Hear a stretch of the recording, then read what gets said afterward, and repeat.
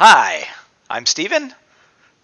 This is Lloyd, and we're from Just Got Played, and today we're going to talk about Sushi Roll from Gamewright by Phil Walker Harding.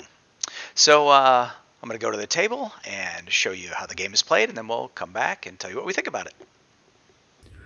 Sushi Roll is a dice drafting game, and I have it set up for 3 players here. Everybody gets a tray and a conveyor belt. So you pick these randomly and you turn it over, and the one that has the red outline is the first player.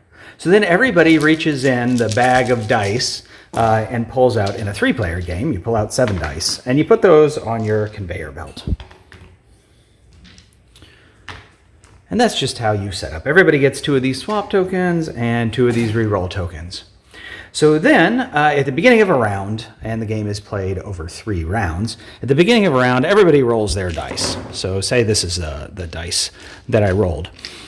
Then, starting with the player who's first, based on this red conveyor belt, you draft one of the dice. So you could draft, I drafted this die, and then they get to draft a die, and they get to draft a die. You can also spend these swap and reroll tokens on your turn. If you use a reroll token, you can reroll any amount of dice that are on your conveyor belt. If you do a swap, you can swap one of your dice on your conveyor belt with the die of one of your opponents that's on their conveyor belt, not if they've already drafted one into their area. So you're going to keep doing that, and then you're going to score the round.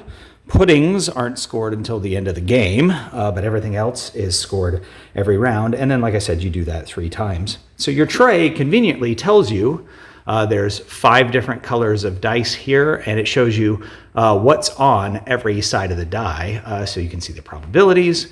So you can see that egg nigiri is only worth 1 point. Salmon nigiri are worth 2 points. The squid nigiri is worth 3. Maki rolls. Whoever has the most of these maki symbols at the end of the round gets the most points, and then second place gets 3 points. You can see some of them have 3, some of the faces have 3 of them versus 1 or 2. The blue one has these that sort of go in combos, right? These dumplings, I think they are, 2, 4, 8 points if you have 3 of them, and then you can have multiple sets of them. The shrimp tempura are worth 1, 5, or 10, and then whatever this is called, goes from 0, 6 to 13. So if you get 3 of those, that's 13 points. But if you only have 1, it's 0. The nigiri, these are wasabi. If you take a wasabi, then the next nigiri that you draft goes on top of that. It's worth 3 times its value. So if you put, for instance, a squid on top of a wasabi, that's 9 points. These give you 2 menus each. These give you 1 or 2 chopsticks, and those are the swap and reroll tokens. And then these are the puddings, and there are tokens to track these puddings to the end of the game. If you have the fewest pudding at the end of the game, you get negative 6 points, but if you have most, you get 6 points. And then you can see your swap and reroll tokens are worth points at the end of the game as well, if you have any of those left over. Oh, look, at the start of the game, you actually start with 3 reroll tokens. I'd only given 2 out there to each person.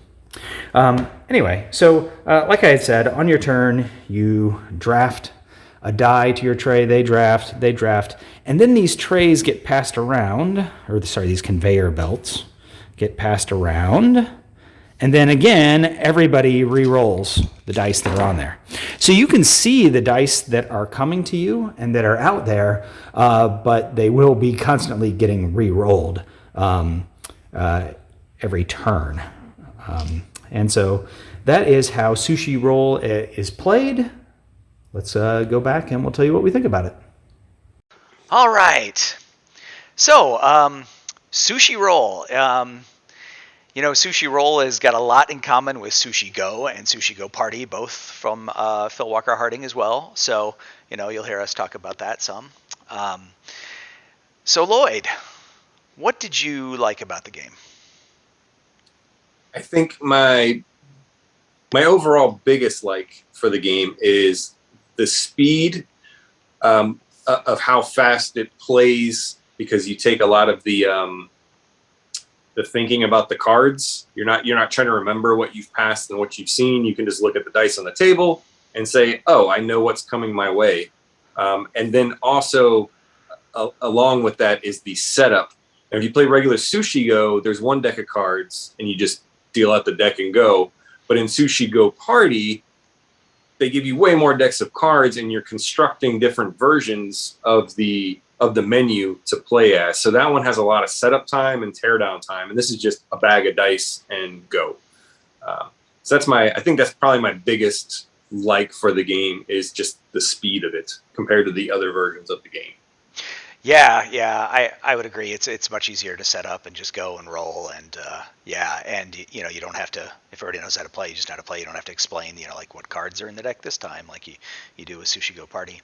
But something else that you mentioned sort of feeds into my as well, which is that what really makes this a different game to me is you've got the dice and they're on the conveyor belts and they're going around, so you can just look and you can see, okay, well, what dice are still in play this round? What dice are going to come to me? I don't have to remember what cards were in what hand that I passed, and even hands that I, haven't seen cards from yet, like in Sushi Go or whatever. I can see all the dice that are going to be available this round. So, I like that. It removes the memory element, and it sort of increases the strategic element a little bit, so I can see what, other people I could say like, oh, wow, I want that die, but Lloyd is probably going to take it before it gets to me, so maybe I should do this instead, right? So, I like that strategic level of thinking. And that's what I liked the best about the game. So Lloyd, does that roll into what you didn't like about the game? It does. I think Sushi Roll has that exact element in that you can see everything that's out, and there's less game to me in terms of what Sushi Go has going for it is you're drafting cards, and one of the big things of drafting, especially if you've done like Magic drafts or Yu-Gi-Oh or Pokemon drafts, is that part of the game is drafting the cards and knowing and anticipating and figuring out what the person to the left and the right of you is trying to take. And figuring that out. And with this, that part is completely gone. So it's basically looking at the dice and just kind of doing the math and like, well, that pudding's never going to get to me. So there's no point in me not taking pudding this turn. I have to take it because I'm not going to get another chance at that die because one of the two people in front of me is going to take it regardless. So that kind of aspect is lost, I think. It does make the game, I think, more entry level and opens it up to a lot more people and to younger people. But I for me, if I'm going to play one of the two Sushi games, or I guess one of the three, even though I don't count base Sushi Go anymore, but if I want to play one of the three, I think I'd prefer to play Sushi Go Party just because there's a lot more going on with the hidden hands and not knowing what people are going to take or what's coming. Yeah, no, I see where you're going with that, and I would agree that also that it that same thing kind of makes it feel samey, right? Like every time you play this game, it's going to feel exactly the same. I mean, sure, the dice distribution is going to be different, but that's really it, right? The rest of the game is just going to play out the same way every time, and so I mean, I could see that, but it's not my biggest dislike. So if you've seen our unboxing video, you'll know what my biggest dislike is. And I really hate games that have ridiculously big boxes for no reason. So I mean, I can fit this entire game in about 30% of the box, maybe 40% of the box or something like that. It is more than twice as big as it needs to be. Mm-hmm. And that is, I hate that, right? I mean, I have a bunch of games and a limited amount of shelf space, so it makes me less likely to actually keep a game when it's just sort of a pain to store on my shelves. And it's particularly funny too because this is from Gamewright and it's in a cardboard box, which is what everybody wanted after complaining about the stupid tin that Sushi Go Party was in. So that doesn't fit properly. Yeah, it's like they tried again but still swing and a miss. In my opinion. Yeah. But wonder if I can switch the two. Yeah, right. Because Sushi Go Party, it's got that weird little tray and there's not enough slots to fit everything because then you have the little cardboard menu pieces that you slot in so everyone knows what cards are in the deck, and it's almost like they need to swap things over so that the dice go in the tin, and yeah, it's just that's funny. Yeah, I mean, maybe they're planning to make several expansions for Sushi Roll and fill up the box, but I don't think that's happening. So, I mean, they could add some more dice, but then that would completely ruin my like of the game. Now I'd have to sort through dice to get what I want in a game. yeah, I'd have to bag them all up individually. Hey, you don't have to buy every expansion, Lloyd. If it came out so the sushi stuff is one of my wife's favorite games. If there was an expansion for it, we would get it. Yeah. I hear you. All right, cool. Well, so that was Sushi Roll from Gamewright. I'm Steven. That's Lloyd, and we're from Just Got Played. So, Lloyd, did you like when I said roll into your dislike there? Did you catch that? Yeah, I'm so slick. Yeah. So slick. That was pretty good. that was a thing. You did that. Yeah. Did it.